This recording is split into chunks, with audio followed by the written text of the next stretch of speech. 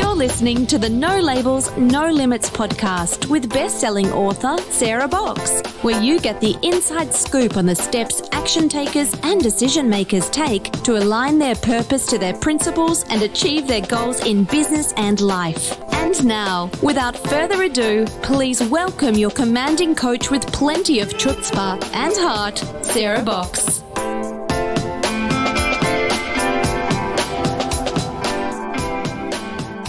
Hi there, everyone. This is Sarah, and I want to first of all start by saying thank you so much for downloading this episode of the No Labels, No Limits podcast, a podcast all about shedding limiting labels and beliefs so that we can lead fulfilling, meaningful, and purposeful lives. And I like to think of them as purposeful and purpose-filled lives. And personally, I appreciate you walking alongside me and my team on this journey of living without labels and limits, because the more of us who do that, I think the more positive change we can make in the world. I believe, without a doubt, that we can do so much more than we imagine. And when we get out of our way and we quit accepting limitations and just live full out, we can have an amazing impact on the world. Now, typically on these episodes, I'm interviewing somebody. I'm talking to them about their experiences, how they overcame their challenges, those aha moments they had, and when they woke up and went, whoa, I need to be doing something different, or they got pushed into a situation or life circumstance where they had to actually claim a new direction. So lots of guests in the past have shared with us that process, and we'll be doing more of those interviews. But for this first month, I'm going to do a series of shorter podcasts and share with you what some of the foundational questions are that I use with clients, whether they're my consulting clients, coaching clients, whether I'm doing strategic planning or some other type of planning like succession planning or assessments. There are some basic questions that I walk people through, and I'm going to go through those in a couple of these episodes, but I'm also going to teach some of the foundational aspects of planning so that you and your team can get going. Because right now, especially after this past year we've had, folks no longer wonder if things are going to change. We've been living in constant change. The truth is we are always living with things that are changing. I think because it hasn't been so drastic and we haven't had the shutdowns and lockdowns and the deaths and everything that's gone with it, we've been able to make adjustments in such small measure that we might not even notice that we adapt. But in this case, there's been no doubt that massive change has happened in the past 9 months, going on 12 months. And some of those changes have been really good. I had a conversation with a client yesterday who said that she believes she has come out of some things that she never would have had we not gone through the year we did. Recognizing that in addition to that there were terrible losses. So I do believe that there are many things that we can do if we plan for them, but there are a lot of changes that come our way that we need to plan so that we can be adaptable, because we know that if you can adapt and change and accept what's going on, you're just in a better position to serve your community, your families, and your organizations. So with that, let me talk a little bit about what I want to cover today with you. You know, one of the things I think about, and this has been true in my life, that, you know, when I've had a leader, and we'll say whether it's a boss or someone who leads in the community, when I've had a leader and they have lacked clear direction, or they've lacked the confidence to share that with me, it's been really hard to follow them. And I really do believe that without clear direction for ourselves, we really can't lead others well. Having clear direction and leading also means you have to have some discipline. And the discipline is about getting clear about what you're doing, putting the habits and beliefs into place that let you become the leader you want, and then being able to communicate where you're going with others. And this is not, I'm not wanting to paint the picture that if you can do this, everybody says, I want to follow. But it does let you speak clearly so the people who need to be with you, The right people can come alongside you. So let's get into this a little bit. What I want to share with you today is talking about how to define success for yourself as a leader, whether you're a leader with an official leadership title, or whether you're a leader because others look to you. You don't get the CEO of the house leadership, but honestly, if you're running a household and that's on you, you're leading. So you want to think about what success means for you as a leader. We want to look at what you're doing as a leader. So we're going to anchor that with a review of how far you've already come. And then we're going to describe what it's going to be like for you leading in the future, because describing what leadership is today isn't going to get you into your future. So let's talk a little bit about that. You know, often we create our goals when we are in a different stage of life. And I think about when, you know, you're in the beginning stage of work and you have a vision for what leadership looks like for you versus when you've maybe been in the field or doing what you're doing for 15 or 20 years. And now you just have a different vision of what you want to experience as a leader, as a person. So we want to take time to ask, what do I want to be or do or experience as a leader? And then what is something I'm doing today that I really didn't even think was possible 2 or 3 years ago? So let's get clear.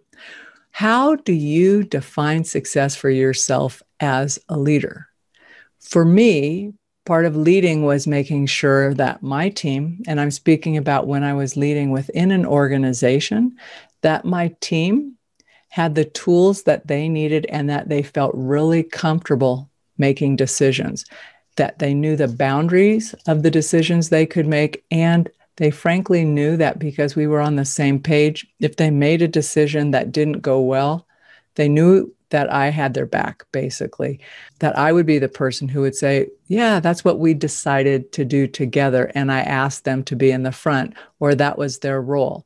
So one of the things we want to think about is, how do you define success for yourself as a leader?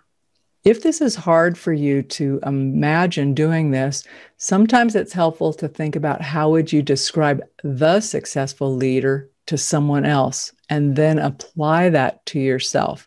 So maybe you can think about someone that you really admire as a leader and describe that, describe their behavior, describe how they show up, describe some of the things they do, how they spend their time, and then ask yourself, don't just accept that, but you want to ask yourself, does that really apply to me as well? And if it does, that's great. But if it doesn't, you want to scratch it, because you don't want to create a future for yourself that isn't who you want to be. It's one of those questions about what am I creating? Because when I get there, I want to make sure that I don't want to paint myself into a corner and then want to leave. The caveat there is if you're trying to define that and you know that where you're going is to exit where you are, that's fine.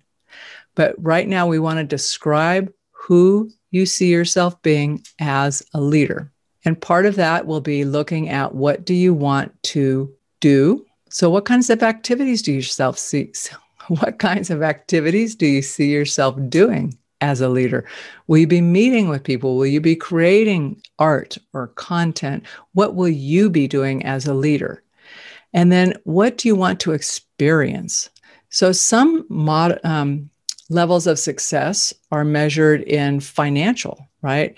So do I want to be a leader that I'm experiencing great financial increase? Or do I measure my success in terms of hours? You know, is my metric of success how many hours I have to myself or to travel or whatever? But we want to think about that.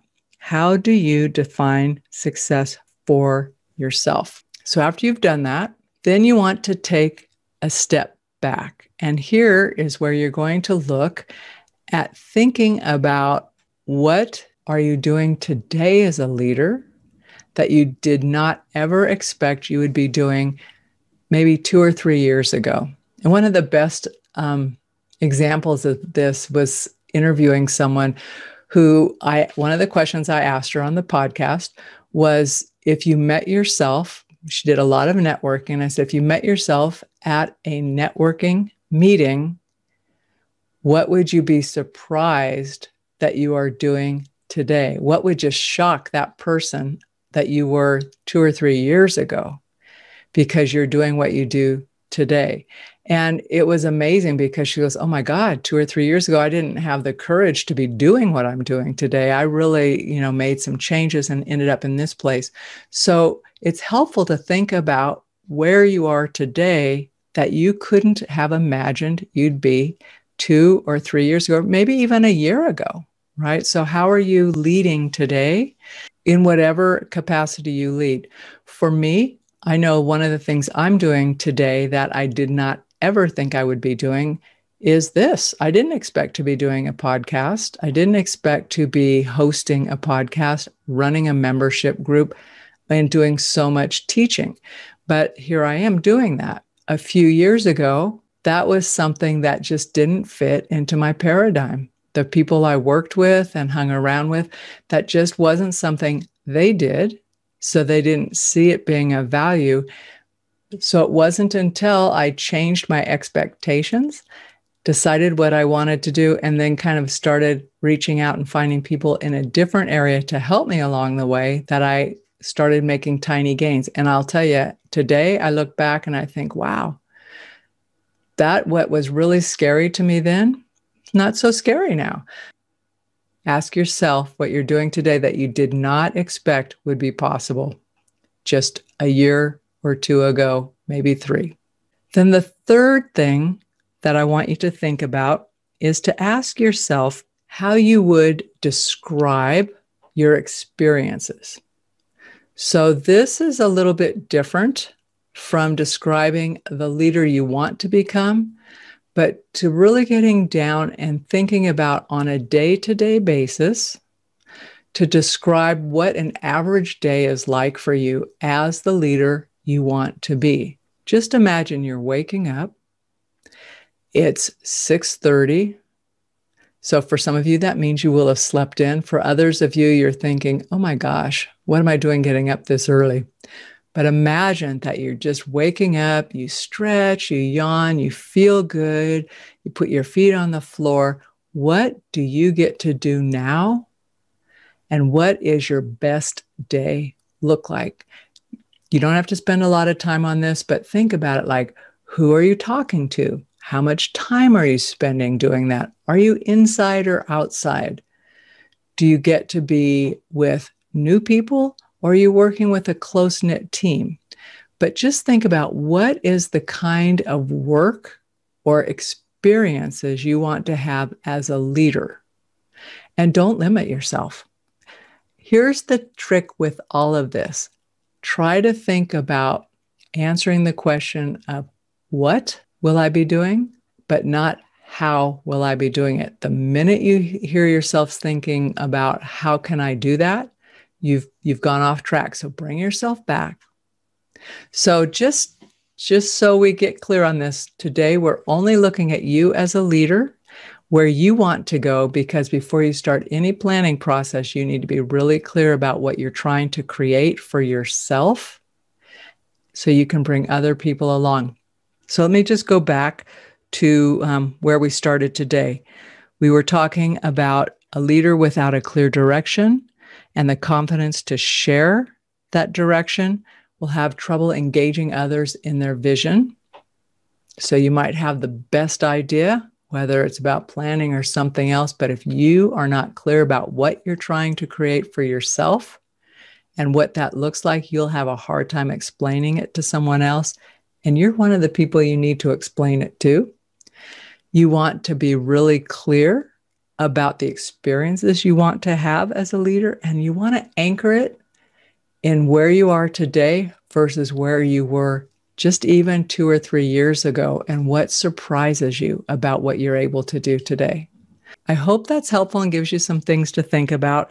When we come back next week, we're going to talk about discovering and planning for the challenges and barriers that can come up and take you off course when you're making changes for yourself. So thanks again, and I look forward to sharing more with you next week. You've You've been listening to the No Labels, No Limits podcast with best-selling author, change agent, and strategic vision coach, Sarah Boxx. You can grab the show notes and find out how to work with Sarah at sarahboxx.com/No Labels, No Limits podcast. We'd love this podcast to reach as many people as possible. So please remember to rate, leave a 5-star review, and share the podcast with someone you think would get value from this conversation. Until next time, keep taking those daily action steps to align your purpose to your principles and achieve your goals in business and life.